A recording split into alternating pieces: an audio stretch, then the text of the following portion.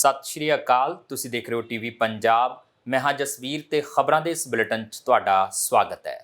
ਨਜ਼ਰ ਪਾਉਂਦੇ ਹਾਂ ਹੈਡਲਾਈਨਸ ਤੇ। ਐਨਡੀਪੀ ਦੇ ਜਗਮੀਤ ਸਿੰਘ ਨੇ ਜਸਟਿਨ ਟਰੂਡੋ ਨੂੰ ਲਿਖੀ ਚਿੱਠੀ। ਸ਼ਰਨਾਰਥੀਆਂ ਦਾ ਉਠਾਇਆ ਮੁੱਦਾ, ਕਿਹਾ ਇਹਨਾਂ ਨੂੰ ਸਾਂਭਣ 'ਚ ਅਸਫਲ ਰਹਿ ਰਹੀ ਹੈ ਲਿਬਰਲ ਸਰਕਾਰ। ਕੈਨੇਡਾ 'ਚ ਵਧੇਰੇ ਇਮੀਗ੍ਰੇਸ਼ਨ ਦੀ ਜ਼ਰੂਰਤ ਦੀ ਹਮਾਇਤ।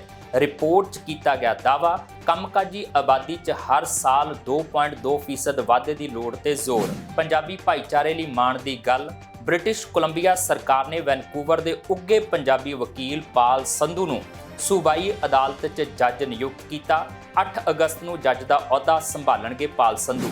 ਮਹਿੰਗੇ ਹੋ ਰਹੇ ਘਰਾਣੇ ਕੈਨੇਡੀਅਨ ਦੀ ਹਾਲਤ ਕੀਤੀ ਪਤਲੀ। ਇੱਕ ਰਿਪੋਰਟ 'ਚ ਦਾਅਵਾ, ਘੱਟ ਉਜਰਤ ਵਾਲੇ ਲੋਕਾਂ ਤੇ ਮੰਡਰਾ ਰਿਹਾ ਏ ਬੇਘਰ ਹੋਣ ਦਾ ਖਤਰਾ। ਐਨਡੀਪੀ ਦੇ ਜਗਮੀਤ ਸਿੰਘ ਨੇ ਲਗਾਤਾਰ ਜਸਟਿਨ ਟਰੂਡੋ ਨੂੰ ਸ਼ਰਨਾਰਥੀਆਂ ਨੂੰ ਘਰ ਨਾ ਮਿਲਣ ਕਰਕੇ ਘੇਰਿਆ ਏ। ਲਗਾਤਾਰ ਟਵੀਟ ਕਰਨ ਤੋਂ ਬਾਅਦ ਹੁਣ ਜਗਮੀਤ ਸਿੰਘ ਨੇ ਜਸਟਿਨ ਟਰੂਡੋ ਨੂੰ ਚਿੱਠੀ ਲਿਖੀ ਹੈ।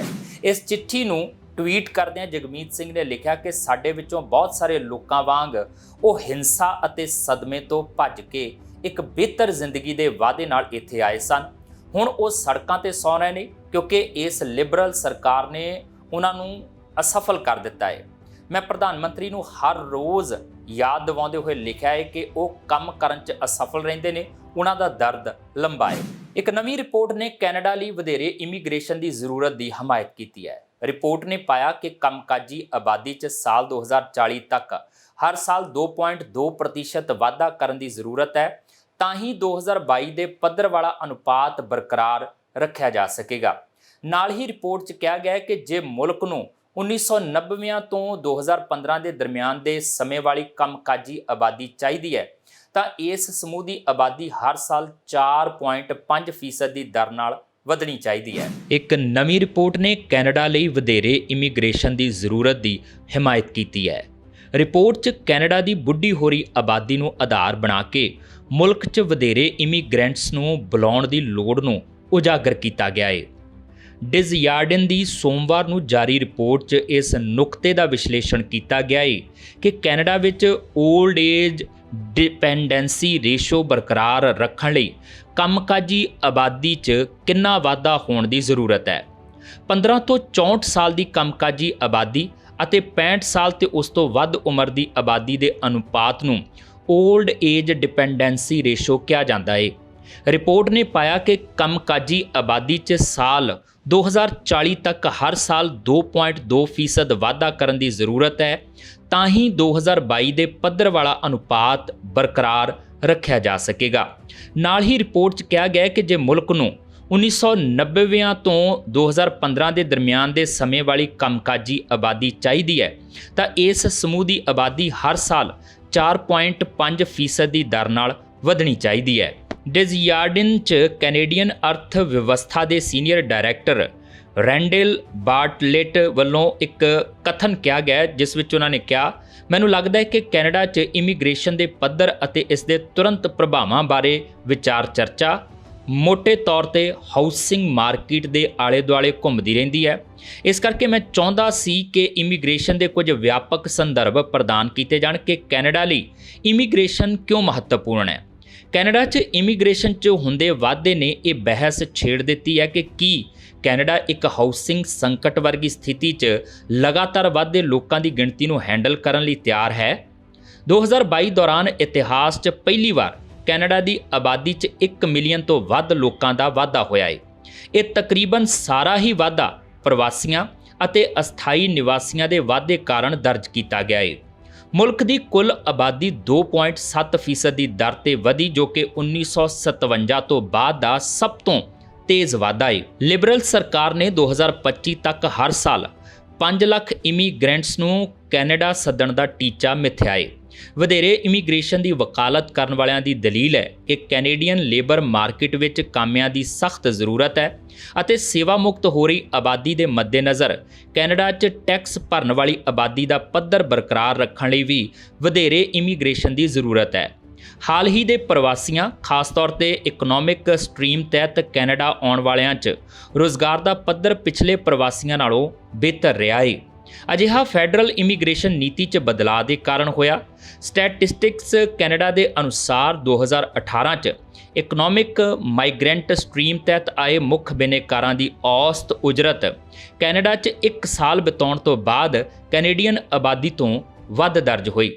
ਪਰ ਆਲੋਚਕ ਦਲੀਲ ਦਿੰਦੇ ਨੇ ਕਿ ਅਰਥਚਾਰੇ ਵਾਸਤੇ ਕਾਮੇ ਸਪਲਾਈ ਕਰਨ ਲਈ ਇਮੀਗ੍ਰੇਸ਼ਨ ਤੇ ਭਰੋਸਾ ਕਰਨਾ ਕਾਰੋਬਾਰਾਂ ਲਈ ਟੈਕਨੋਲੋਜੀ 'ਚ ਨਿਵੇਸ਼ ਕਰਨ ਨੂੰ ਕਮਜ਼ੋਰ ਅਤੇ ਮਾਯੂਸ ਕਰਨਾ ਹੈ, ਜੋ ਨਿਵੇਸ਼ ਕਿਰਤ ਉਤਪਾਦਕਾਂ ਨੂੰ ਵਧਾ ਸਕਦਾ ਹੈ ਤੇ ਕਾਮਿਆਂ ਤੇ ਨਿਰਭਰਤਾ ਨੂੰ ਘਟਾ ਸਕਦਾ ਹੈ। ਡਿਜ਼ਯਾਰਡਨ ਦਾ ਅਨੁਮਾਨ ਹੈ ਕਿ ਹਰ ਸਾਲ ਲੋਕਾਂ ਦੀ ਗਿਣਤੀ ਵਧਦੇ ਰਹਿਣ ਕਰਕੇ ਘਰਾਂ ਦੀਆਂ ਕੀਮਤਾਂ 'ਚ ਹੋ ਰਹੇ ਵਾਧੇ ਨੂੰ ਬਰਕਰਾਰ ਕਰਨ ਲਈ ਕੈਨੇਡਾ ਨੂੰ ਹਰ ਸਾਲ 1 ਲੱਖ ਵਧੇਰੇ ਹਾਊਸਿੰਗ ਯੂਨਿਟ ਬਣਾਉਣ ਦੀ ਜ਼ਰੂਰਤ ਹੈ। ਪ੍ਰਧਾਨ ਮੰਤਰੀ ਜਸਟਿਨ ਟਰੂਡੋ ਵੱਲੋਂ ਇੱਕ ਇੰਟਰਵਿਊ 'ਚ ਕਾਰਬਨ ਟੈਕਸ, RCMP ਦੇ ਭਵਿੱਖ ਤੇ ਫੈਡਰਲ ਸਰਕਾਰ ਅਤੇ ਐਟਲਾਂਟਿਕ ਪ੍ਰੀਮੀਅਰਜ਼ ਦਰਮਿਆਨ ਸਬੰਧਾਂ ਬਾਰੇ ਚਰਚਾ ਕੀਤੀ ਗਈ।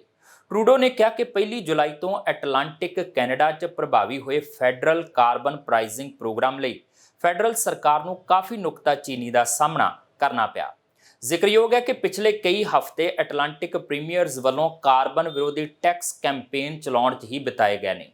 ਨੋਵਾ ਸਕੋਸ਼ੀਆ ਦੇ ਪ੍ਰੀਮੀਅਰ ਟਿਮ ਹਿਊਸਟਨ ਵੱਲੋਂ ਟਰੂਡੋ ਨੂੰ ਪ੍ਰੀਮੀਅਰਜ਼ ਨਾਲ ਬੈਠ ਕੇ ਕਾਰਬਨ ਦੀਆਂ ਕੀਮਤਾਂ ਬਾਰੇ ਚਰਚਾ ਕਰਨ ਦਾ ਵੀ ਸੱਦਾ ਦਿੱਤਾ ਗਿਆ। ਪ੍ਰਧਾਨ ਮੰਤਰੀ ਜਸਟਿਨ ਟਰੂਡੋ ਵੱਲੋਂ ਦਿੱਤੀ ਗਈ ਇੱਕ ਇੰਟਰਵਿਊ 'ਚ ਕਾਰਬਨ ਟੈਕਸ, RCMP ਦੇ ਭਵਿੱਖ ਅਤੇ ਫੈਡਰਲ ਸਰਕਾਰ ਅਤੇ ਐਟਲਾਂਟਿਕ ਪ੍ਰੀਮੀਅਰਜ਼ ਦਰਮਿਆਨ ਸਬੰਧਾਂ ਬਾਰੇ ਚਰਚਾ ਕੀਤੀ ਗਈ। CTV ਐਟਲਾਂਟਿਕ ਦੇ ਟੌਡ ਬੈਟਿਸ ਨੂੰ ਦਿੱਤੀ ਇੰਟਰਵਿਊ 'ਚ ਗੱਲ ਕਰਦਿਆਂ ਟਰੂਡੋ ਨੇ ਆਖਿਆ ਕਿ 1 ਜੁਲਾਈ ਤੋਂ ਐਟਲਾਂਟਿਕ ਕੈਨੇਡਾ 'ਚ ਪ੍ਰਭਾਵੀ ਹੋਏ ਫੈਡਰਲ ਕਾਰਬਨ ਪ੍ਰਾਈਸਿੰਗ ਪ੍ਰੋਗਰਾਮ ਲਈ ਫੈਡਰਲ ਸਰਕਾਰ ਨੂੰ ਕਾਫੀ ਨੁਕਤਾਚੀਨੀ ਦਾ ਸਾਹਮਣਾ ਕਰਨਾ ਪਿਆ। ਪ੍ਰੋਵਿੰਸ ਵੱਲੋਂ ਆਪਣੇ ਪੱਧਰ ਤੇ ਕਾਰਬਨ ਪ੍ਰਾਈਸਿੰਗ ਪ੍ਰੋਗਰਾਮ ਲਾਗੂ ਨਾ ਕੀਤੇ ਜਾਣ ਕਾਰਨ ਫੈਡਰਲ ਸਰਕਾਰ ਨੂੰ ਇਹ ਕਦਮ ਚੁੱਕਣਾ ਪਿਆ, ਜਿਸ ਕਾਰਨ ਗੈਸ ਦੀਆਂ ਕੀਮਤਾਂ 'ਚ ਵਾਧਾ ਹੋ ਗਿਆ। ਕੁਝ ਐਟਲਾਂਟਿਕ ਕੈਨੇਡੀਅਨ ਹੈਰਾਨ ਨੇ ਕਿ ਸਵੱਛ ਫਿਊਲ ਰੈਗੂਲੇਸ਼ਨਜ਼ ਨਾਲ ਜੁੜੀ ਵਾਧੂ ਕੀਮਤ ਲਈ ਕੀ ਉਹਨਾਂ ਦੀ ਕਲਾਈਮੇਟ ਐਕਸ਼ਨ ਇਨਸੈਂਟਿਵ ਪੇਮੈਂਟ ਵਾਰਾ ਖਾ ਪਾਵੇਗੀ ਜਾਂ ਨਹੀਂ। ਜ਼ਿਕਰਯੋਗ ਹੈ ਕਿ ਪਿਛਲੇ ਕਈ ਹਫ਼ਤੇ ਐਟਲਾਂਟਿਕ ਪ੍ਰੀਮੀਅਰਜ਼ ਵੱਲੋਂ ਕਾਰਬਨ ਵਿਰੋਧੀ ਟੈਕਸ ਕੈਂਪੇਨ ਚਲਾਉਣ ਵਿੱਚ ਹੀ ਬਿਤਾਏ ਗਏ ਨੇ। ਨੋਵਾ ਸਕੋਸ਼ੀਆ ਦੇ ਪ੍ਰੀਮੀਅਰ ਟਿਮ ਹਿਊਸਟਨ ਵੱਲੋਂ ਟਰੂਡੋ ਨੂੰ ਪ੍ਰੀਮੀਅਰਜ਼ ਨਾਲ ਬੈਠ ਕੇ ਕਾਰਬਨ ਦੀਆਂ ਕੀਮਤਾਂ ਬਾਰੇ ਚਰਚਾ ਕਰਨ ਦਾ ਸੱਦਾ ਵੀ ਦਿੱਤਾ ਗਿਆ, ਪਰ ਇਸ ਦੌਰਾਨ ਟਰੂਡੋ ਨੇ ਆਖਿਆ ਕਿ ਕਲਾਈਮੇਟ ਐਕਸ਼ਨ ਇਨਸੈਂਟਿਵਜ਼ ਸੰਬੰਧੀ ਚੈੱਕ ਹੁਣ ਨੋਵਾ ਸਕੋਸ਼ੀਆ ਤੇ ਪ੍ਰਿੰਸ ਐਡਵਰਡ ਆਈਲੈਂਡਰਜ਼ ਦੇ ਬੈਂਕ ਖਾਤਿਆਂ 'ਚ ਜਮ੍ਹਾਂ ਹੋਣੇ ਸ਼ੁਰੂ ਹੋ ਗਏ ਨੇ ਤੇ ਇਸ ਤੋਂ ਸਿੱਧ ਹੁੰਦਾ ਹੈ ਕਿ ਫੈਡਰਲ ਸਰਕਾਰ ਕੈਨੇਡੀਅਨਜ਼ ਦੀਆਂ ਜੇਬਾਂ 'ਚ ਵਾਪਸ ਪੈਸੇ ਪਾ ਕੇ ਵੀ ਕਲਾਈਮੇਟ ਚੇਂਜ ਨਾਲ ਲੜ ਸਕਦੀ ਹੈ। ਨਿਊ ਬਰੰਜ਼ਵਿਕ ਤੇ ਨੋਵਾ ਸਕੋਸ਼ੀਆ ਦੇ ਪ੍ਰੀਮੀਅਰਜ਼ ਵੱਲੋਂ ਚਿਗਨੈਟੋ ਇਸਮਸ ਦੀ ਹਿਫਾਜ਼ਤ ਲਈ ਪੂਰੇ ਫੰਡ ਅਦਾ ਨਾ ਕੀਤੇ ਜਾਣ ਦੀ ਸੂਰਤ 'ਚ ਫੈਡਰਲ ਸਰਕਾਰ ਨੂੰ ਅਦਾਲਤ 'ਚ ਲਿਜਾਣ ਦੀ ਧਮਕੀ ਵੀ ਦਿੱਤੀ ਜਾ ਰਹੀ ਹੈ। ਇਹਨਾਂ ਪ੍ਰੀਮੀਅਰਜ਼ ਦਾ ਕਹਿਣਾ ਹੈ ਕਿ ਇਸ ਦੀ ਹਿਫਾਜ਼ਤ ਕਰਨਾ ਫੈਡਰਲ ਸਰਕਾਰ ਦੀ ਜ਼ਿੰਮੇਵਾਰੀ ਹੈ ਤੇ ਉਹ ਇਸ ਲਈ ਕੋਈ ਪੈਸੇ ਨਹੀਂ ਦੇਣ ਵਾਲੇ। ਇਸ ਉੱਤੇ ਟਰੂਡੋ ਨੇ ਇਹ ਸਵੀਕਾਰ ਕੀਤਾ ਕਿ ਇਸਮਸ ਦੀ ਹਿਫਾਜ਼ਤ ਕਰਨਾ ਫੈਡਰਲ ਸਰਕਾਰ ਦੀ ਜ਼ਿੰਮੇਵਾਰੀ ਹੈ, ਪਰ ਉਹਨਾਂ ਇਹ ਤਰਕ ਵੀ ਰੱਖਿਆ ਕਿ ਪ੍ਰੋਵਿੰਸਾਂ ਤੇ ਪ੍ਰਾਈਵੇਟ ਸਟੇਕ ਹੋਲਡਰਜ਼ ਦੇ ਨਾਲ ਸਾਂਝੀ ਜ਼ਿੰਮੇਵਾਰੀ ਹੈ। ਇਸ ਪ੍ਰੋਜੈਕਟ ਲਈ ਫੈਡਰਲ ਸਰਕਾਰ ਵੱਲੋਂ $200 ਮਿਲੀਅਨ ਦੇਣ ਦੀ ਪੇਸ਼ਕਸ਼ ਕੀਤੀ ਗਈ ਸੀ। ਟਰੂਡੋ ਨੇ ਇਹ ਵੀ ਆਖਿਆ ਕਿ ਬਾਕੀ ਦਾ $200 ਮਿਲੀਅਨ ਪ੍ਰੋਵਿੰਸਾਂ ਵੱਲੋਂ ਮੁਹੱਈਆ ਕਰਵਾਇਆ ਜਾਣਾ ਚਾਹੀਦਾ ਹੈ। ਇਹ ਪੁੱਛੇ ਜਾਣ ਤੇ ਕਿ ਕੀ ਭਵਿੱਖ 'ਚ RCMP ਨੂੰ American federal bureau of investigation ਦੀ ਤਰਜ਼ ਤੇ ਫੈਡਰਲ ਇਨਵੈਸਟੀਗੇਟਿਵ ਫੋਰਸ 'ਚ ਤਬਦੀਲ ਕੀਤਾ ਜਾਵੇਗਾ, ਟਰੂਡੋ ਨੇ ਆਖਿਆ ਕਿ ਭਵਿੱਖ 'ਚ ਅੱਗੇ ਵਧਣ ਲਈ ਕੈਨੇਡਾ ਨੂੰ ਪੁਲਿਸਿੰਗ ਦੇ ਨਵੇਂ ਮਾਡਲ ਦੀ ਲੋੜ ਹੈ। ਉਹਨਾਂ 2020 'ਚ ਨੋਵਾ ਸਕੋਸ਼ੀਆ 'ਚ ਹੋਈ ਮਾਸ ਸ਼ੂਟਿੰਗ ਦੀ ਜਾਂਚ ਦੀ ਮਿਸਾਲ ਵੀ ਦਿੱਤੀ। ਕੈਨੇਡਾ ਵਿਖੇ ਬ੍ਰਿਟਿਸ਼ ਕੋਲੰਬੀਆ ਦੀ ਸਰਕਾਰ ਨੇ 2 ਨਵੇਂ ਪ੍ਰੋਵਿੰਸ਼ੀਅਲ ਕੋਰਟ ਜੱਜਾਂ ਤੇ 2 ਨਿਆਇਕ ਜੱਜਾਂ ਦੀ ਨਿਯੁਕਤੀ ਕੀਤੀ ਹੈ। ਇਹਨਾਂ ਵਿੱਚ ਬ੍ਰਿਟਿਸ਼ ਕੋਲੰਬੀਆ ਸੂਬੇ ਦੀ ਸਰਕਾਰ ਨੇ ਵੈਨਕੂਵਰ ਦੇ ਉੱਘੇ ਪੰਜਾਬੀ ਵਕੀਲ ਪਾਲ ਸੰਧੂ ਨੂੰ ਸੂਬਾਈ ਅਦਾਲਤ ਦਾ ਜੱਜ ਨਿਯੁਕਤ ਕੀਤਾ ਹੈ, ਜੋ ਪੰਜਾਬੀ ਭਾਈਚਾਰੇ ਲਈ ਮਾਣ ਦੀ ਗੱਲ ਹੈ। ਪਾਲ ਸੰਧੂ BC ਲਈ legal operations for prosecution services British Columbia ਤੇ crown lead provincial courts virtual bail project ਦੇ ਡਾਇਰੈਕਟਰ ਵਜੋਂ ਸੇਵਾਵਾਂ ਨਿਭਾ ਰਹੇ ਨੇ। ਪਾਲ ਸੰਧੂ 8 ਅਗਸਤ ਨੂੰ ਜੱਜ ਦਾ ਅਹੁਦਾ ਸੰਭਾਲਣਗੇ। ਉਹਨਾਂ ਤੋਂ ਇਲਾਵਾ ਹੋਲਿਸ ਲੱਕੀ ਵੀ ਇਸੇ ਦਿਨ ਤੋਂ ਅਹੁਦਾ ਸੰਭਾਲਣਗੇ। ਸੰਧੂ ਨੇ ਅਪਰਾਧਿਕ ਇਮੀਗ੍ਰੇਸ਼ਨ ਤੇ ਸਿਵਲ ਕਾਨੂੰਨ ਦਾ ਅਭਿਆਸ ਕੀਤਾ ਹੈ। 2020 ਚ BC ਵੱਲੋਂ ਪ੍ਰੋਸੀਕਿਊਸ਼ਨ ਸਰਵਿਸ BC ਨੂੰ ਅੱਗੇ ਵਧਣ 'ਚ ਉਸ ਦੇ ਕੰਮ ਅਤੇ ਲੀਡਰਸ਼ਿਪ ਦੀ ਮਾਨਤਾ 'ਚ ਕੈਨੇਡੀਅਨ ਬਾਰ ਐਸੋਸੀਏਸ਼ਨ BC ਦੇ ਇਨੋਵੇਟਿਵ ਵਰਕਪਲੇਸ ਅਵਾਰਡ ਨਾਲ ਸਨਮਾਨਿਤ ਕੀਤਾ ਗਿਆ ਸੀ। ਜ਼ਿਕਰਯੋਗ ਹੈ ਕਿ ਬ੍ਰਿਟਿਸ਼ ਕੋਲੰਬੀਆ 'ਚ 2 ਪੰਜਾਬੀ ਤੇ 4 ਪੰਜਾਬਣਾਂ ਸੂਬਾਈ ਅਦਾਲਤ ਦੇ ਜੱਜ ਨੇ, ਜਿਨ੍ਹਾਂ ਵਿੱਚ ਹਰਬੰਸ ਢਿੱਲੋਂ, ਸਤਿੰਦਰ ਸਿੱਧੂ, ਨੀਨਾ ਪੁਰੇਵਾਲ, ਸੁਜਨ ਸੰਘਾ, ਗੁਰਮੇਲ ਸਿੰਘ ਗਿੱਲ ਤੇ ਪਾਲ ਸੰਧੂ ਜੱਜ ਨੇ। ਜ਼ਿਲ੍ਹਾ ਮੋਗਾ ਦੇ ਪਿੰਡ ਢੁੱਡੀਕੇ ਨਾਲ ਸੰਬੰਧਿਤ ਗੁਰਮੇਲ ਸਿੰਘ ਗਿੱਲ ਪਹਿਲੇ ਪੰਜਾਬੀ ਨੇ ਜਿਨ੍ਹਾਂ ਨੂੰ ਬ੍ਰਿਟਿਸ਼ ਕੋਲੰਬੀਆ ਸਰਕਾਰ ਵੱਲੋਂ ਸਾਲ 1994 'ਚ ਸੂਬਾਈ ਅਦਾਲਤ ਦਾ ਜੱਜ ਨਿਯੁਕਤ ਕੀਤਾ ਗਿਆ ਸੀ। ਕੈਨੇਡਾ 'ਚ ਨਾਰਥ ਅਮਰੀਕਨ ਇੰਡੀਜੀਨੀਅਸ ਗੇਮਸ ਦੇ ਸ਼ੁਰੂ ਹੋਣ ਤੇ NDP ਦੇ ਜਗਮੀਤ ਸਿੰਘ ਵੱਲੋਂ ਵਧਾਈ ਦਿੱਤੀ ਗਈ ਹੈ। ਜਗਮੀਤ ਸਿੰਘ ਨੇ ਟਵੀਟ ਕਰਦਿਆਂ ਲਿਖਿਆ ਕਿ ਨਾਰਥ ਅਮਰੀਕਨ ਇੰਡੀਜੀਨੀਅਸ ਗੇਮਸ ਪੂਰੇ ਉੱਤਰੀ ਅਮਰੀਕਾ ਦੇ 750 ਪਹਿਲੇ ਦੇਸ਼ਾਂ ਦੇ 5000 ਐਥਲੀਟਾਂ ਅਤੇ ਕੋਚਿੰਗ ਸਟਾਫ ਦੇ ਨਾਲ ਅਧਿਕਾਰਤ ਤੌਰ ਤੇ ਸ਼ੁਰੂ ਹੋ ਗਈਆਂ ਨੇ। ਮੈਂ ਐਥਲੀਟਾਂ ਨੂੰ ਆਪਣੀਆਂ ਸ਼ੁਭ ਕਾਮਨਾਵਾਂ ਭੇਜ ਰਿਹਾ ਹਾਂ। ਟੀਮਾਂ ਦਾ ਸਵਾਗਤ ਕਰਨ ਲਈ ਮੇਜ਼ਬਾਨ ਦੇਸ਼ ਮਿਕਮਾਕੀ ਦਾ ਧੰਨਵਾਦ। ਨਾਈਕੀ ਵੱਲੋਂ ਸਥਾਈ ਤੌਰ ਤੇ ਹਾਕੀ ਕੈਨੇਡਾ ਨੂੰ ਦਿੱਤੀ ਜਾਣ ਵਾਲੀ ਸਪਾਂਸਰਸ਼ਿਪ ਖਤਮ ਕਰ ਦਿੱਤੀ ਗਈ ਹੈ। ਕਥਿਤ ਜਿਨਸੀ ਹਮਲਿਆਂ ਤੇ ਅਜਿਹੇ ਮਾਮਲਿਆਂ ਨੂੰ ਨਿਪਟਾਉਣ ਲਈ ਦਿੱਤੀ ਗਈ ਮਾਲੀ ਮਦਦ ਦੇ ਚੱਲਦਿਆਂ ਪਹਿਲਾਂ ਨਾਈਕੀ ਵੱਲੋਂ ਕੁਝ ਸਮੇਂ ਲਈ ਹਾਕੀ ਕੈਨੇਡਾ ਨੂੰ ਦਿੱਤੀ ਜਾਣ ਵਾਲੀ ਸਪਾਂਸਰਸ਼ਿਪ ਉੱਤੇ ਰੋਕ ਲਾਈ ਗਈ ਸੀ। ਨਾਈਕੀ ਵੱਲੋਂ ਜਾਰੀ ਕੀਤੇ ਗਏ ਬਿਆਨ 'ਚ ਆਖਿਆ ਗਿਆ ਕਿ ਹੁਣ ਨਾਈਕੀ ਹਾਕੀ ਕੈਨੇਡਾ ਦੀ ਸਪਾਂਸਰ ਨਹੀਂ ਰਹਿ ਗਈ। ਇਹ ਵੀ ਆਖਿਆ ਗਿਆ ਕਿ ਇੰਟਰਨੈਸ਼ਨਲ ਆਈਸ ਹਾਕੀ ਫੈਡਰੇਸ਼ਨ ਨਾਲ ਭਾਈਵਾਲੀ ਦੇ ਚੱਲਦਿਆਂ ਕੰਪਨੀ ਹਾਕੀ ਕੈਨੇਡਾ ਦੇ ਖਿਡਾਰੀਆਂ ਨੂੰ ਔਨ ਆਈਸ ਪ੍ਰੋਡਕਟ ਮੁਹੱਈਆ ਕਰਵਾਉਣੇ ਜਾਰੀ ਰੱਖੇਗੀ, ਪਰ ਫੈਡਰੇਸ਼ਨ ਨਾਲ ਸਾਡੀ ਵਿਅਕਤੀਗਤ ਭਾਈਵਾਲੀ ਖਤਮ ਕੀਤੀ ਜਾ ਰਹੀ ਹੈ। ਪਿਛਲੇ ਸਾਲ ਹਾਕੀ ਕੈਨੇਡਾ ਵੱਲੋਂ ਇਹ ਸਵੀਕਾਰੇ ਜਾਣ ਤੇ ਕਿ ਉਹਨਾਂ ਨੇ ਆਪਣੇ ਰਿਜ਼ਰਵ ਰੱਖੇ ਫੰਡਾਂ ਨੂੰ ਜਿਨਸੀ ਹਮਲਿਆਂ ਨਾਲ ਸੰਬੰਧਿਤ ਮਾਮਲਿਆਂ ਨੂੰ ਸੁਲਝਾਉਣ ਵਾਸਤੇ ਵਰਤਿਆ। ਟਿਮ ਹੌਟਜ਼ਨ, bank of Nova Scotia, Chevrolet Canada ਅਤੇ ਟੇਲਸ ਦੀ ਤਰਜ਼ ਉੱਤੇ ਨਾਈਕੀ ਨੇ ਵੀ ਕੁਝ ਸਮੇਂ ਲਈ ਆਪਣੀ ਸਪਾਂਸਰਸ਼ਿਪ ਮੁਲਤਵੀ ਕਰ ਦਿੱਤੀ ਸੀ। ਇਸ ਦੌਰਾਨ ਸੋਮਵਾਰ ਨੂੰ ਹਾਕੀ ਕੈਨੇਡਾ ਦੇ ਤਰਜਮਾਨ ਵੱਲੋਂ ਪੜ੍ਹੇ ਗਏ ਬਿਆਨ ਮੁਤਾਬਕ ਹਾਕੀ ਕੈਨੇਡਾ 2 ਦਹਾਕਿਆਂ ਤੋਂ ਵੀ ਵੱਧ ਸਮੇਂ ਤੋਂ ਨਾਈਕੀ ਨਾਲ ਆਪਣੀ ਸਾਂਝ ਲਈ ਤਹਿ ਦਿਲੋਂ ਸ਼ੁਕਰਗੁਜ਼ਾਰ ਹੈ ਤੇ ਕੰਪਨੀ ਤੇ ਹਾਕੀ ਕੈਨੇਡਾ ਨਾਲ ਆਪਣੀ ਭਾਈਵਾਲੀ ਖਤਮ ਕਰਨ ਦੇ ਫੈਸਲੇ ਦਾ ਸਨਮਾਨ ਕਰਦੀ ਹੈ। ਮਹਿੰਗੇ ਹੋ ਰਹੇ ਘਰਾਂ ਨੇ ਕੈਨੇਡੀਅਨ ਦੀ ਹਾਲਤ ਪਤਲੀ ਕਰ ਦਿੱਤੀ ਹੈ। ਇੱਕ ਰਿਪੋਰਟ 'ਚ ਦਾਅਵਾ ਕੀਤਾ ਗਿਆ ਹੈ ਕਿ ਉਜਰਤ ਦੇ ਮੁਕਾਬਲੇ ਘਰਾਂ ਦੀਆਂ ਕੀਮਤਾਂ ਕਿਤੇ ਤੇਜ਼ੀ ਨਾਲ ਵਧ ਰਹੀਆਂ ਨੇ, ਜਿਸ ਕਾਰਨ ਘੱਟ ਉਜਰਤ ਵਾਲੇ ਲੋਕਾਂ ਤੇ ਬੇਘਰ ਹੋਣ ਦਾ ਖਤਰਾ ਮੰਡਰਾ ਰਿਹਾ ਹੈ। ਕੈਨੇਡਾ 'ਚ ਵੱਧ ਰਹੀ ਮਹਿੰਗਾਈ ਨੇ ਆਮ ਲੋਕਾਂ ਦੀਆਂ ਮੁਸ਼ਕਲਾਂ ਵਧਾ ਦਿੱਤੀਆਂ ਨੇ, ਕਿਉਂਕਿ ਵੱਧ ਰਹੇ ਘਰਾਂ ਦੇ ਕਿਰਾਏ ਲੋਕਾਂ ਲਈ ਸਭ ਤੋਂ ਵੱਡੀ ਚਿੰਤਾ ਦਾ ਵਿਸ਼ਾ ਬਣੇ ਹੋਏ ਨੇ। ਅੱਜ ਤੋਂ 1 ਸਾਲ ਪਹਿਲਾਂ ਘੱਟੋ ਘੱਟ ਉਜਰਤ ਤੁਹਾਨੂੰ ਇੱਕ ਬੈੱਡਰੂਮ ਯੂਨਿਟ ਨਹੀਂ ਦੇ ਸਕਦੀ ਸੀ ਤੇ ਹੁਣ ਇਹ ਇਸ ਤੋਂ ਵੀ ਬਦਤਰ ਹੋ ਗਿਆ ਹੈ। Ottawa think tank Canadian centre for policy alternatives ਦੁਆਰਾ ਮੰਗਲਵਾਰ ਨੂੰ ਇੱਕ ਨਵੀਂ ਰਿਪੋਰਟ ਜਾਰੀ ਕੀਤੀ ਗਈ। ਅਰਥਸ਼ਾਸਤਰੀ ਡੇਵਿਡ ਮੈਕਡੋਨਲਡ ਅਤੇ ਰਿਕਾਰਡੋ ਟ੍ਰਾਂਜਨ ਦੀ ਰਿਪੋਰਟ ਮੁਤਾਬਕ ਕੇਂਦਰ ਦੀ ਆਖਰੀ ਰਿਪੋਰਟ 'ਚ 2018 ਦੇ ਅੰਕੜਿਆਂ ਦੇ ਮੁਕਾਬਲੇ ਘੱਟੋ-ਘੱਟ ਉਜਰਤਾਂ 'ਚ ਵਾਧਾ ਹੋਣ ਦੇ ਬਾਵਜੂਦ ਉਹ ਕਿਰਾਏ ਦੀਆਂ ਦਰਾਂ ਜਿੰਨੀ ਤੇਜ਼ੀ ਨਾਲ ਨਹੀਂ ਵਧ ਰਹੇ ਨੇ। ਮੈਕਡੋਨਲਡ ਦਾ ਕਹਿਣਾ ਹੈ ਕਿ ਇਸ ਦਾ ਮਤਲਬ ਹੈ ਕਿ ਬਹੁਤ ਸਾਰੇ ਕਰਮਚਾਰੀ ਕਿਰਾਏ ਤੋਂ ਬਹੁਤ ਜ਼ਿਆਦਾ ਖਰਚ ਕਰ ਰਹੇ ਨੇ, ਜਦਕਿ ਟ੍ਰਾਂਜਨ ਦਾ ਕਹਿਣਾ ਹੈ ਕਿ ਕਿਰਾਏ ਦੀ ਉੱਚ ਕੀਮਤ ਦਾ ਆਖਿਰਕਾਰ ਇਹ ਮਤਲਬ ਹੋ ਸਕਦਾ ਹੈ ਕਿ ਘੱਟੋ ਘੱਟ ਉਜਰਤ ਕਰਨ ਵਾਲੇ ਲੋਕ ਬੇਘਰ ਹੋਣ ਦੇ ਜ਼ੋਖਮ 'ਚ ਨੇ। ਮੈਕਡੋਨਲਡ ਨੇ ਕਿਹਾ, ਘੱਟੋ ਘੱਟ ਉਜਰਤਾਂ ਗਰੀਬੀ ਰੇਖਾ ਦੇ ਨੇੜੇ ਜਾਂ ਇਸ ਦੇ ਨੇੜੇ ਰਹਿਣ ਵਾਲੇ ਲੋਕਾਂ ਦੀਆਂ ਸਥਿਤੀਆਂ 'ਚ ਸੁਧਾਰ ਕਰਨ ਲਈ ਮੰਨੀਆਂ ਜਾਂਦੀਆਂ ਨੇ, ਪਰ ਅਸਲ ਵਿੱਚ ਘੱਟੋ ਘੱਟ ਉਜਰਤ 'ਚ ਇਹ ਸੁਧਾਰ ਵੱਡੇ ਪੱਧਰ ਤੇ ਮਕਾਨ ਮਾਲਕਾਂ ਨੂੰ ਵੱਧ ਕਿਰਾਇਆ ਦੇਣ ਲਈ ਚਲਾ ਗਿਆ ਹੈ। ਉਹਨਾਂ ਦੇ ਵਿਸ਼ਲੇਸ਼ਣ, ਜਿਸ ਵਿੱਚ ਦੇਸ਼ ਦੇ 3 ਦਰਜਨ ਤੋਂ ਵੱਧ ਵੱਡੇ ਸ਼ਹਿਰਾਂ 'ਚ 776 ਆਂਢ ਗੁਆਂਢਾਂ ਨੂੰ ਸ਼ਾਮਲ ਕੀਤਾ ਗਿਆ ਸੀ, ਨੇ ਹਿਸਾਬ ਲਗਾਇਆ ਕਿ ਲੋਕਾਂ ਨੂੰ 40 ਘੰਟੇ ਦੇ ਕੰਮ ਵਾਲੇ ਹਫ਼ਤੇ 'ਚ ਕਿੰਨੀ ਕਮਾਈ ਕਰਨੀ ਪੈਂਦੀ ਹੈ ਤਾਂ ਕਿ ਉਹ ਉਹਨਾਂ ਦੇ ਰਹਾਇਸ਼ ਤੇ ਆਪਣੀ ਆਮਦਨ ਦਾ 30% ਤੋਂ ਵੱਧ ਭੁਗਤਾਨ ਨਾ ਕਰਨ। ਕੁਝ ਅਜਿਹਾ ਕਿਰਾਏ ਦੀ ਮਜ਼ਦੂਰੀ ਨੂੰ ਕਾਲ ਕਰੋ। ਰਿਪੋਰਟ ਦੱਸਦੀ ਹੈ ਕਿ ਵੱਡੇ ਸ਼ਹਿਰਾਂ 'ਚ ਉੱਚ ਕਿਰਾਏ ਦਾ ਮਤਲਬ ਹੈ ਘੱਟੋ ਘੱਟ ਉਜਰਤ ਬਣਾਉਣ ਵਾਲੇ ਬੇਘਰ ਹੋਣ ਦੇ ਜ਼ੋਖਮ 'ਚ ਨੇ।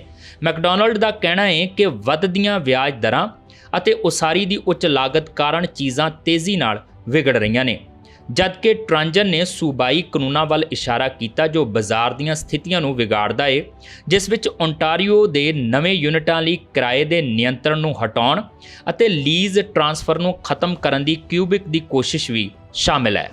ਡਾਊਨਟਾਊਨ ਟੋਰਾਂਟੋ 'ਚ ਪਿਛਲੇ ਸਾਲ ਹੋਈ ਕਿਡਨੈਪਿੰਗ ਦੇ ਸਬੰਧ 'ਚ 4 ਵਿਅਕਤੀਆਂ ਨੂੰ ਗ੍ਰਿਫਤਾਰ ਕੀਤਾ ਗਿਆ ਹੈ। इन्हां मशकूकां ਵੱਲੋਂ किडनैपिंग ਦੇ ਬਦਲੇ 'ਚ ਫਰੌਤੀ ਦੀ ਵੱਡੀ ਰਕਮ ਮੰਗੀ ਗਈ ਤੇ ਪਰਿਵਾਰ ਨੂੰ ਧਮਕੀਆਂ ਵੀ ਦਿੱਤੀਆਂ ਗਈਆਂ। ਡਾਊਨਟਾਊਨ ਟੋਰਾਂਟੋ 'ਚ ਪਿਛਲੇ ਸਾਲ ਹੋਈ ਕਿਡਨੈਪਿੰਗ ਦੇ ਸਬੰਧ 'ਚ 4 ਵਿਅਕਤੀਆਂ ਨੂੰ ਗ੍ਰਿਫਤਾਰ ਕੀਤਾ ਗਿਆ ਹੈ। ਇਨ੍ਹਾਂ ਮਸ਼ਕੂਕਾਂ ਵੱਲੋਂ ਕਿਡਨੈਪਿੰਗ ਦੇ ਬਦਲੇ 'ਚ ਫਰੌਤੀ ਦੀ ਵੱਡੀ ਰਕਮ ਮੰਗੀ ਗਈ ਤੇ ਪਰਿਵਾਰ ਨੂੰ ਧਮਕੀਆਂ ਦਿੱਤੀਆਂ ਗਈਆਂ। 5 ਦਸੰਬਰ 2022 ਨੂੰ ਟੋਰਾਂਟੋ ਪੁਲਿਸ ਨੂੰ ਸਿਟੀ ਦੇ ਡਾਊਨਟਾਊਨ ਤੋਂ ਇੱਕ ਵਿਅਕਤੀ ਦੇ ਲਾਪਤਾ ਹੋਣ ਦੀ ਖਬਰ ਮਿਲੀ। ਇਹ ਦੋਸ਼ ਲਾਇਆ ਗਿਆ ਕਿ ਅਗਵਾ ਕੀਤੇ ਵਿਅਕਤੀ ਨੂੰ ਮਸ਼ਕੂਕਾਂ ਵੱਲੋਂ ਗੱਡੀ 'ਚ ਭਰਮਾ ਕੇ ਲਿਆਂਦਾ ਗਿਆ ਤੇ ਉਸ ਨੂੰ ਗੱਡੀ 'ਚ ਬਿਠਾਉਣ ਤੋਂ ਬਾਅਦ 2 ਵਿਅਕਤੀਆਂ ਨੇ ਉਸ ਉੱਤੇ ਹਥਿਆਰ ਤਾਣ ਦਿੱਤੇ। ਇਹ ਕਿਡਨੈਪਿੰਗ ਕਿਸ ਥਾਂ ਤੇ ਹੋਈ ਇਸ ਬਾਰੇ ਲੋਕਲ ਅਧਿਕਾਰੀਆਂ ਵੱਲੋਂ ਤਫਸੀਲ ਨਾਲ ਕੋਈ ਜਾਣਕਾਰੀ ਨਹੀਂ ਦਿੱਤੀ ਗਈ। ਪੁਲਿਸ ਨੇ ਆਖਿਆ ਕਿ ਉਸ ਵਿਅਕਤੀ ਨੂੰ 3 ਦਿਨ ਤੱਕ ਬੰਦੀ ਬਣਾ ਕੇ ਰੱਖਿਆ ਗਿਆ ਤੇ ਉਸ ਨੂੰ ਕਈ ਥਾਵਾਂ ਤੇ ਲਿਜਾਇਆ ਗਿਆ ਤੇ ਵਾਰੀ-ਵਾਰੀ ਉਸ ਉੱਤੇ ਹਮਲਾ ਵੀ ਕੀਤਾ ਗਿਆ। ਹਥਿਆਰ ਵੀ ਚਲਾਇਆ ਗਿਆ, ਪਰ ਇਹ ਸਾਫ਼ ਨਹੀਂ ਹੋ ਸਕਿਆ ਕਿ ਗੋਲੀ ਅਗਵਾ ਕੀਤੇ ਵਿਅਕਤੀ ਨੂੰ ਲੱਗੀ ਜਾਂ ਨਹੀਂ। ਇਹ ਵੀ ਦੱਸਿਆ ਗਿਆ ਕਿ ਬਾਅਦ 'ਚ ਮਸ਼ਕੂਕਾਂ ਨੇ ਅਗਵਾ ਕੀਤੇ ਸ਼ਖਸ ਨੂੰ ਡਾਊਨਟਾਊਨ ਟੋਰਾਂਟੋ 'ਚ ਛੱਡ ਦਿੱਤਾ ਤੇ ਉਸ ਦੀ ਰਿਹਾਈ ਦੇ ਬਦਲੇ ਕੈਨੇਡੀਅਨ ਕਰੰਸੀ 'ਚ ਫਰੌਤੀ ਮੰਗੀ ਗਈ। ਪੁਲਿਸ ਨੇ ਦੱਸਿਆ ਕਿ ਅਗਵਾ ਕੀਤੇ ਵਿਅਕਤੀ ਤੇ ਉਸ ਦੇ ਪਰਿਵਾਰ ਨੂੰ ਧਮਕੀਆਂ ਦਿੱਤੀਆਂ ਗਈਆਂ। ਜੁਲਾਈ 2023 'ਚ ਜਾਂਚਕਾਰਾਂ ਨੇ 4 ਵਿਅਕਤੀਆਂ ਨੂੰ ਗ੍ਰਿਫਤਾਰ ਕੀਤਾ। ਹਿਰਾਸਤ 'ਚ ਲੈ ਜਾਣ ਸਮੇਂ ਇਹਨਾਂ 4 ਵਿੱਚੋਂ ਇੱਕ ਕੋਲੋਂ ਭਰੀ ਹੋਈ ਹੈਂਡਗਨ ਬਰਾਮਦ ਹੋਈ। ਪੁਲਿਸ ਨੇ ਇਹਨਾਂ ਸ਼ੱਕੀਆਂ ਦੀ ਪਛਾਣ ਟੋਰਾਂਟੋ ਦੇ 24 ਸਾਲਾ ਡੈਰਨ ਐਕੀਮ ਪੌਂਗ, ਲੰਡਨ ਓਨਟਾਰੀਓ ਦੇ 24 ਸਾਲਾ ਰਕੀਮ ਹੈਨਰੀ, ਟੋਰਾਂਟੋ ਦੇ 39 ਸਾਲਾ ਅਕਿਲ ਹੈਵੁੱਡ ਤੇ ਟੋਰਾਂਟੋ ਦੇ 37 ਸਾਲਾ ਟਾਈਲਰ ਫਾਸਟ ਵਜੋਂ ਕੀਤੀ ਹੈ। ਇਹਨਾਂ 4 ਉੱਤੇ ਕਈ ਤਰ੍ਹਾਂ ਦੇ ਚਾਰਜਸ ਲਾਏ ਗਏ ਨੇ ਤੇ ਪਿਛਲੇ ਹਫ਼ਤੇ ਇਹਨਾਂ ਨੂੰ ਅਦਾਲਤ ਸਾਹਮਣੇ ਵੀ ਪੇਸ਼ ਕੀਤਾ ਗਿਆ। ਗ੍ਰੇਟਰ ਟੋਰਾਂਟੋ ਏਰੀਆ 'ਚ ਮੈਟਰੋ ਗਰੋਸਰੀ ਦੀ ਦੁਕਾਨ ਦੇ ਕਰਮਚਾਰੀ ਅੱਜ ਰਾਤ ਤੋਂ ਹੜਤਾਲ ਕਰਨ ਲਈ ਤਿਆਰ ਨੇ, ਕਿਉਂਕਿ ਰਿਟੇਲਰ ਤੇ ਲਗਭਗ 3700 ਕਰਮਚਾਰੀਆਂ ਵਿਚਕਾਰ ਸੌਦੇਬਾਜ਼ੀ ਜਾਰੀ ਹੈ। GTA 'ਚ 27 ਮੈਟਰੋ ਸਟੋਰਾਂ ਤੇ ਕਰਮਚਾਰੀ ਮੰਗਲਵਾਰ ਰਾਤ 11:59 ਤੋਂ ਹੜਤਾਲ ਕਰ ਸਕਦੇ ਨੇ। ਯੂਨੀਫੋਰ ਮੈਟਰੋ ਕਰਮਚਾਰੀਆਂ ਦੀ ਨੁਮਾਇੰਦਗੀ ਕਰਨ ਵਾਲੀ ਰਾਸ਼ਟਰੀ ਯੂਨੀਅਨ ਨੇ ਸੌਦੇਬਾਜ਼ੀ ਸ਼ੁਰੂ ਹੋਣ ਤੋਂ ਪਹਿਲਾਂ ਹੜਤਾਲ ਦਾ ਸੱਦਾ ਦਿੱਤਾ। ਜੇਕਰ ਕੋਈ ਸਮਝੌਤਾ ਨਹੀਂ ਹੋ ਸਕਿਆ ਤਾਂ ਜੌਬ ਐਕਸ਼ਨ ਲਈ 100% ਸਹਿਮਤੀ ਹੈ। ਯੂਨੀਅਨ ਦਾ ਕਹਿਣਾ ਹੈ ਕਿ 26 ਜੂਨ ਨੂੰ ਗੱਲਬਾਤ ਸ਼ੁਰੂ ਹੋਣ ਤੋਂ ਬਾਅਦ ਪ੍ਰੋਗਰੈਸ ਹੋਈ ਹੈ, ਪਰ ਤਨਖਾਹ, ਲਾਭ ਅਤੇ ਹੋਰ ਮੁਦਰਾ ਜਿਹੇ ਮੁੱਦੇ ਬਕਾਇਆ ਨੇ। ਯੂਨੀਫੋਰ ਦੇ ਰਾਸ਼ਟਰੀ ਪ੍ਰਧਾਨ ਲਾਨਾ ਪੇਲੇ ਦਾ ਕਹਿਣਾ ਹੈ ਕਿ ਸੌਦੇਬਾਜ਼ੀ ਕਮੇਟੀ ਵਰਕਰਾਂ ਲਈ ਨਿਰਪੱਖ ਸਮਝੌਤਾ ਕਰਵਾਉਣ ਲਈ ਦਿਨ-ਰਾਤ ਗੱਲਬਾਤ ਕਰਨ ਲਈ ਤਿਆਰ ਹੈ। ਸ਼ਨੀਵਾਰ ਸ਼ਾਮ ਨੂੰ ਕੈਲਗਰੀ 'ਚ ਆਏ ਅਚਾਨਕ ਸ਼ਕਤੀਸ਼ਾਲੀ ਗੜੇਮਾਰੀ ਨੇ ਬਗੀਚਿਆਂ ਨੂੰ ਤਬਾਹ ਕੀਤਾ, ਘਰਾਂ ਦੀਆਂ ਸਾਈਡਿੰਗਸ ਨੂੰ ਨੁਕਸਾਨ ਪਹੁੰਚਾਇਆ ਅਤੇ ਚੀਨੂਕ ਮਾਲ ਫੂਡ ਕੋਰਟ 'ਚ ਇੱਕ ਪਲੇਕਸੀਗਲਾਸ ਦੇ ਗੁੰਬਦ ਨੂੰ ਵੀ ਤੋੜ ਦਿੱਤਾ। ਵਾਤਾਵਰਣ ਕੈਨੇਡਾ ਦੇ ਮੌਸਮ ਵਿਗਿਆਨੀ ਐਂਡਰਿਊ ਪਾਮਰ ਨੇ ਕਿਹਾ ਕਿ ਸ਼ਨੀਵਾਰ ਨੂੰ ਤੇਜ਼ ਰਫ਼ਤਾਰ ਵਾਲਾ ਤੂਫਾਨ ਸ਼ਹਿਰ ਦੇ ਪੱਛਮੀ ਹਿੱਸੇ 'ਚ ਵਿਕਸਿਤ ਹੋਇਆ ਤੇ ਦੱਖਣ ਵੱਲ ਵਹਿ ਗਿਆ। ਉਸਨੇ ਐਤਵਾਰ ਨੂੰ ਕਿਹਾ ਕਿ ਉਸਨੇ ਵੱਡੇ ਨੁਕਸਾਨ ਦੀ ਖਬਰ ਨਹੀਂ ਸੁਣੀ। ਤੂਫਾਨ ਦੇ ਰਾਹ ਵਿੱਚ ਰਿਵਰਬੈਂਡ ਦੇ ਦੱਖਣ ਪੂਰਬੀ ਭਾਈਚਾਰੇ 'ਚ ਐਸ਼ਲੇ ਬਰਾਊਨ ਦਾ ਡੁਪਲੈਕਸ ਸੀ। ਉਸਨੇ ਕਿਹਾ ਕਿ ਗੋਲਫ ਦੀਆਂ ਗੇਂਦਾਂ ਜਿੰਨੇ ਵੱਡੇ ਗੜਿਆਂ ਨੇ ਉਸ ਦੇ ਬਗੀਚੇ ਨੂੰ ਚੂਰ-ਚੂਰ ਕਰ ਦਿੱਤਾ ਤੇ ਉਸ ਦੀ ਸਾਈਡਿੰਗ ਨੂੰ ਚੀਰ ਦਿੱਤਾ। ਕੈਨੇਡਾ ਦੇ ਬੀਮਾ ਬਿਊਰੋ ਲਈ ਖਪਤਕਾਰ ਅਤੇ ਉਦਯੋਗ ਸਬੰਧਾਂ ਦੇ ਰਾਸ਼ਟਰੀ ਨਿਰਦੇਸ਼ਕ ਰੌਬ ਡੀ ਪ੍ਰੂਜ਼ ਨੇ ਕਿਹਾ ਕਿ ਇਸ ਸਮੇਂ ਵੀਕਐਂਡ ਤੂਫਾਨ ਦੀ ਤੀਬਰਤਾ ਦਾ ਮੁਲਾਂਕਣ ਕੀਤਾ ਜਾ ਰਿਹਾ ਹੈ ਤੇ ਕਿਹਾ ਕਿ ਨੁਕਸਾਨ ਦੇ ਪੈਮਾਨੇ ਅਤੇ ਇਸ ਦੇ ਵਿੱਤੀ ਪ੍ਰਭਾਵ ਨੂੰ ਨਿਰਧਾਰਤ ਕਰਨ 'ਚ ਆਮ ਤੌਰ ਤੇ 1 ਮਹੀਨਾ ਲੱਗਦਾ ਹੈ। ਫਿਰ ਵੀ ਉਸਨੇ ਨੁਕਸਾਨੇ ਗਏ ਘਰਾਂ ਅਤੇ ਵਾਹਨਾਂ ਵਾਲੇ ਲੋਕਾਂ ਨੂੰ ਜਲਦੀ ਤੋਂ ਜਲਦੀ ਦਾਅਵੇ ਜਮ੍ਹਾਂ ਕਰਵਾਉਣ ਲਈ ਉਤਸ਼ਾਹਿਤ ਕੀਤਾ। ਇਹ ਸਨ ਹੁਣ ਤੱਕ ਦੀਆਂ ਖਬਰਾਂ ਤੇ ਇਸ ਦੇ ਨਾਲ ਹੀ ਆਪਣੇ ਜਸਵੀਰ ਨੂੰ ਦਿਓ ਇਜਾਜ਼ਤ। ਦੇਖਦੇ ਰਹੋ ਟੀਵੀ ਪੰਜਾਬ। ਐਨਡੀਪੀ ਦੇ ਜਗਮੀਤ ਸਿੰਘ ਨੇ ਜਸਟਿਨ ਟਰੂਡੋ ਨੂੰ ਲਿਖੀ ਚਿੱਠੀ, ਸ਼ਰਨਾਰਥੀਆਂ ਦਾ ਉਠਾਇਆ ਮੁੱਦਾ, ਕਿਹਾ ਇਹਨਾਂ ਨੂੰ ਸਾਂਭਣ 'ਚ ਅਸਫਲ ਰਹਿ ਰਹੀ ਹੈ ਲਿਬਰਲ ਸਰਕਾਰ। ਕੈਨੇਡਾ 'ਚ ਵਧੇਰੇ ਇਮੀਗ੍ਰੇਸ਼ਨ ਦੀ ਜ਼ਰੂਰਤ ਦੀ ਹਮਾਇਤ, ਰਿਪੋਰਟ 'ਚ ਕੀਤਾ ਗਿਆ ਦਾਅਵਾ, ਕੰਮਕਾਜੀ ਆਬਾਦੀ 'ਚ ਹਰ ਸਾਲ 2.2% ਵਾਧੇ ਦੀ ਲੋੜ ਤੇ ਜ਼ੋਰ, ਪੰਜਾਬੀ ਭਾਈਚਾਰੇ ਲਈ ਮਾਣ ਦੀ ਗੱਲ। ਬ੍ਰਿਟਿਸ਼ ਕੋਲੰਬੀਆ ਸਰਕਾਰ ਨੇ ਵੈਨਕੂਵਰ ਦੇ ਉੱਘੇ ਪੰਜਾਬੀ ਵਕੀਲ ਪਾਲ ਸੰਧੂ ਨੂੰ ਸੂਬਾਈ ਅਦਾਲਤ 'ਚ ਜੱਜ ਨਿਯੁਕਤ ਕੀਤਾ। 8 ਅਗਸਤ ਨੂੰ ਜੱਜ ਦਾ ਅਹੁਦਾ ਸੰਭਾਲਣਗੇ ਪਾਲ ਸੰਧੂ। ਮਹਿੰਗੇ ਹੋ ਰਹੇ ਘਰਾਂ ਨੇ ਕੈਨੇਡੀਅਨ ਦੀ ਹਾਲਤ ਕੀਤੀ ਪਤਲੀ। ਇੱਕ ਰਿਪੋਰਟ 'ਚ ਦਾਅਵਾ, ਘੱਟ ਉਜਰਤ ਵਾਲੇ ਲੋਕਾਂ ਤੇ ਮੰਡਰਾ ਰਿਹਾ ਹੈ ਬੇਘਰ ਹੋਣ ਦਾ ਖਤਰਾ।